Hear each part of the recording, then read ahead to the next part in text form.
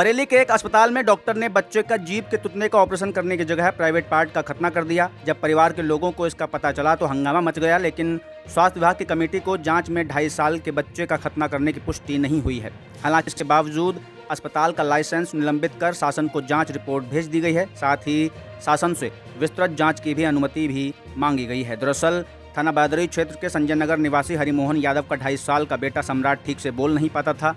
जब उन्होंने बच्चे को डेलापेर स्थित डॉक्टर एम खान अस्पताल में दिखाया था तो डॉक्टर ने उसका तुतना यानी जीभ का ऑपरेशन करने को कहा था, लेकिन शुक्रवार को भर्ती करने के बाद बच्चे की जीभ के ऑपरेशन के बजाय उसका खतना कर दिया गया, जिसके बाद अस्पताल में जमकर हंगामा हुआ और हिंदू जागरण मंच के लोग भी अस्पताल पहुंच गए थे। वहीं अस्पताल के डॉक्टर और स्टाफ का कहना था कि बच्चे को मूत्र मार्ग में संक्रमण होने की वजह से ऑपरेशन किया गया, जीभ के ऑपरेशन की कोई बात ही नहीं हुई थी। मामला सुर्खियों में आने के बाद डिप्टी सीएम और स्वास्थ्य मंत्री ब्रजेश पाठक ने जांच का आदेश दिया था। इसके बाद सीएमओ ने जांच के लिए कमेटी गठित की थी। कमेटी ने शनिवार और रविवार को जांच करने के बाद अपनी रिपोर्ट दे दी। इसके बाद सीएमओ डॉक्टर बलवीर सिंह ने लापरवाही और दूसरे कारणों का जिक्र करते हुए अस्पताल का लाइसेंस निलंबित कर दिया। इसके साथ ही विस्तृत जाँच की अनुमति मांगते हुए शासन को भी रिपोर्ट भेज दी है।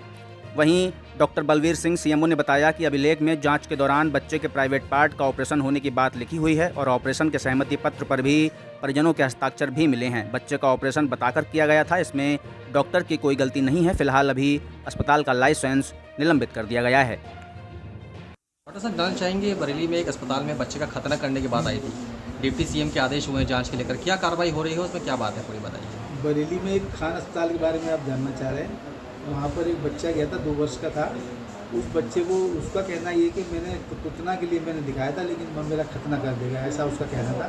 लेकिन जब हमने अस्पताल के समस्त अभिलेख चेक करके देखे तो बच्चे को खतना के बारे में जो सर्कमसिजन है उसी के बारे में उन्होंने पूरा लिख रखा था, केस सीट पर, ओपीडी स्लिप पर, ओटी स्लिप पर, और जो चार्जेज उन्होंने किए थे वो भी उसी के किए थे, सर्कमसिजन के चार्ज किए थे। तो ये कहीं से कहीं गलतफहमी पैदा हुई है, क्या तो उनको समझ में डॉक्टर साहब कन्फ्यूजन हुआ या उनको बताने में दिक्कत हुई, तो मिसअंडरस्टैंडिंग हुई। बहरहाल मामला ये था कि ये मेडिकल नेग्लिजेंस है या नहीं।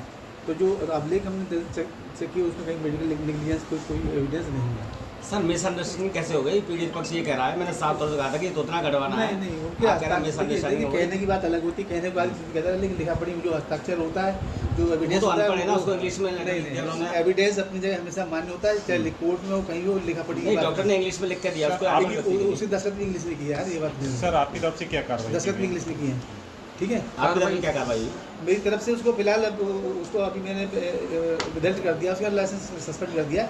अगर दोषी होगा तो मैं कार्रवाई अवश्य करूँगा, लेकिन अभी डिटेल जानकारी आपकी नज़र में वो दोषी नहीं है? मेरी नज़र में अभिलेखों के अनुसार दोषी नहीं है।